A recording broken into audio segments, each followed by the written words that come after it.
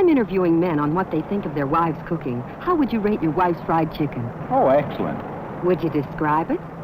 Well, it tastes delicious. You know, it's crisp and golden fried. Sounds very good. Does it ever taste greasy?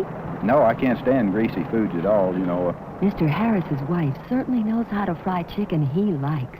What shortening does she use? He's phoning to ask. Hello. Hello? Hi. What shortening do you use? I use Crisco.